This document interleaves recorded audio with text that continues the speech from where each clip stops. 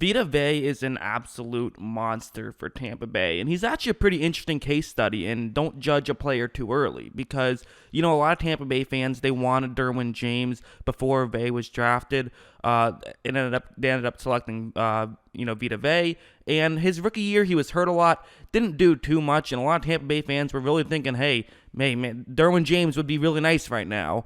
And you could still make that argument. James is really good, but there's no doubt about it. Vey is very good himself, and let's just get into what I like about him so much, and we'll start things off with this play. He's going up one-on-one against the center.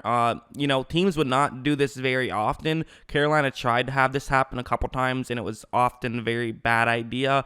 The reality is you need to either have him go up against a guard or have him get double-teamed, because having him a one-on-one matchup against a center, it's not going to work out too well. And watch what he's going to do at first, where he just goes straight into him. He's going to basically just try to overpower here, use his strength to his advantage. I mean, Vey is 6'4" and 350 pounds. He is a mammoth of a human. And again, he doesn't totally even look like he looks big, obviously, but he's so, I feel like he's even stronger than you would think when you hear 350 pounds, which is crazy to think about. But watch how he's basically just going to just completely run over him right here.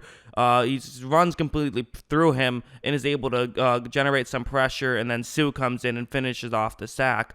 And the main way he's able to do that is when he's going up against the center, it's very hard to get perfect hand placement as it is. So you can kind of control your hand placement a little bit if you're Vita Vey. And then the reality is he's just so much bigger and stronger that just a little bit of nice hand placement, that's all he needs. He's going to be able to run over you. But at the same time, we all know that he's big and strong. I mean, everyone realizes this. Yeah, 350-pound guy who's 6'4", we get it. Nose tackle, got it. We understand he's strong, but he can do so much more, and he actually has very good hands as well. And this play was showing an example of that. This is also a one-on-one matchup against the center against Carolina. Teams would do this again. It was really just Carolina who mainly did it. You maybe see an occasional other team who would do it, but for the most part, this is a bad idea, and you'll see why, as what he's going to end up doing is he's going to almost just push the center's side of his head. Watch how he's going to use his right arm and just sort of, get it to the helmet right there.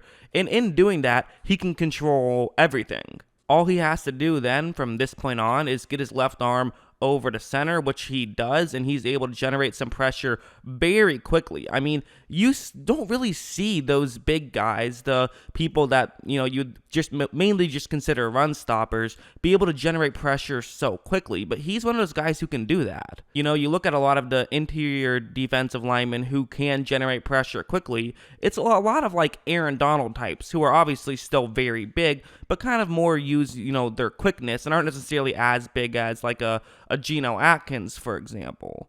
But Vey has that just insane, combination of quickness and also size that's really difficult to block. Like, watch, I'll show this one, and I'll play this one out in real time.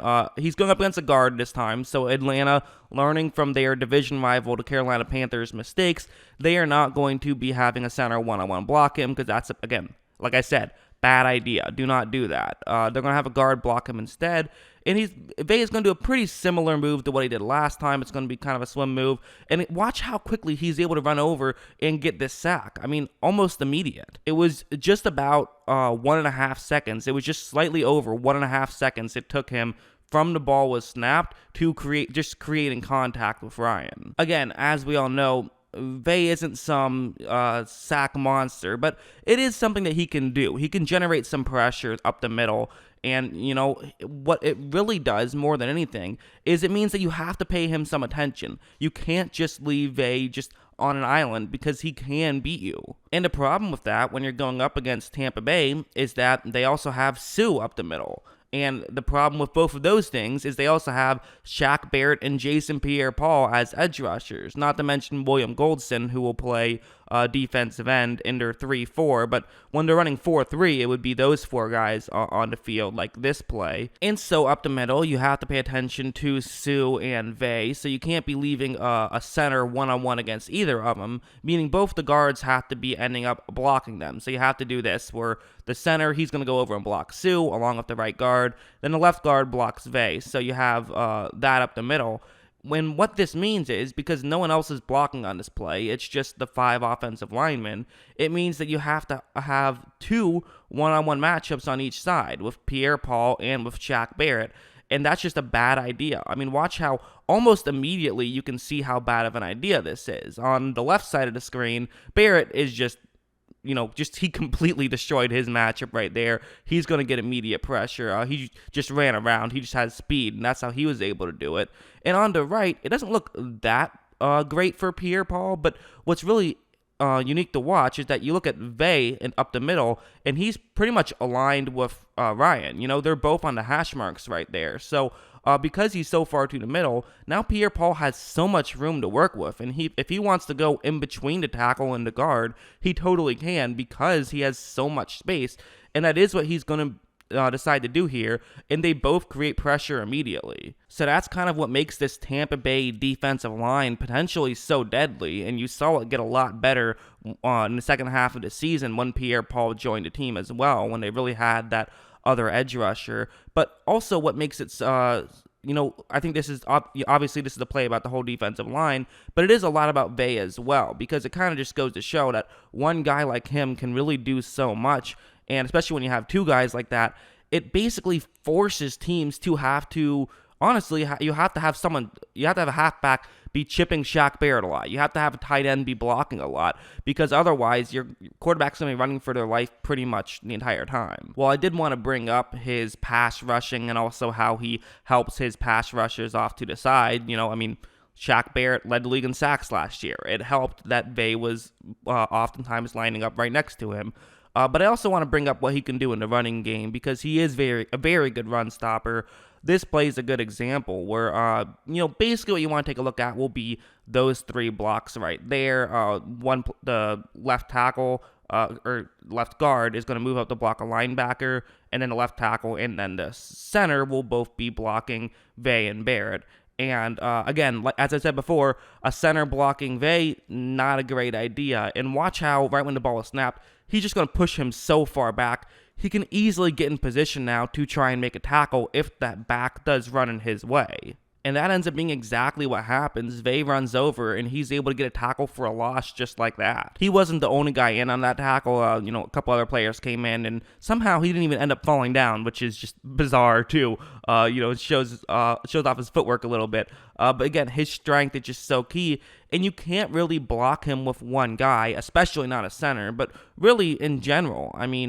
This play is another example where what's going to happen is that, again, pretty simple concept. You have this center one-on-one block Vay. You have your right guard and right tackle double team the other interior defensive lineman. One of them moves up to block a linebacker. Very simple. Yes, it's a center one-on-one blocking Vay, but the advantage of this is that you have a double team right next to him. So ideally, you could move Sue further to the right and then run up that way, because with the double team, it could make things a little bit easier. However, watch how right when the ball is snapped, Vay very quickly he's gotten to the right of that center, our right, his left, obviously.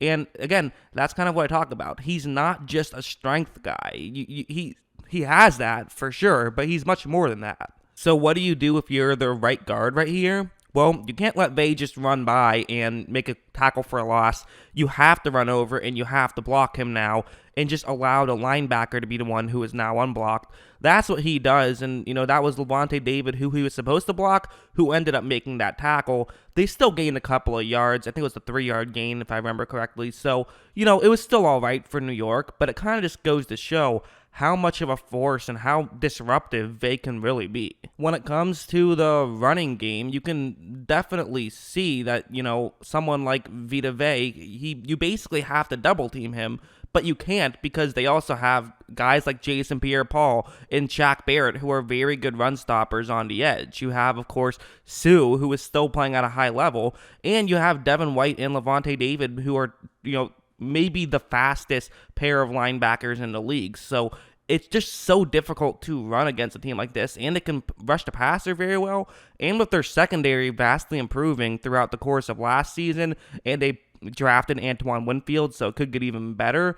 I mean, this defense could not just be good, it could be great next year. And I really do honestly feel like one of the biggest pieces, maybe even the biggest piece, it's either him or Barrett, I would say, would be Vita Vea. I think it's either him or Barrett. And I think Barrett might be the more talented player, but I think you can make the argument that Vea is the more valuable player on this roster. I really do. And oh yeah, one more thing before I go. This guy is just in his second year in the league, in a position that typically takes a long time to develop, and you tend to really tend to hit your prime and start doing what you can do best in your third year. So there's plenty of reason to think he can still improve, which is scary to think about for opposing offensive lines. But yeah, I hope you guys enjoyed this video. Let me know what you think of Vea in the comments below, or what you thought of the video in the comments below. And of course, as always, thanks for watching.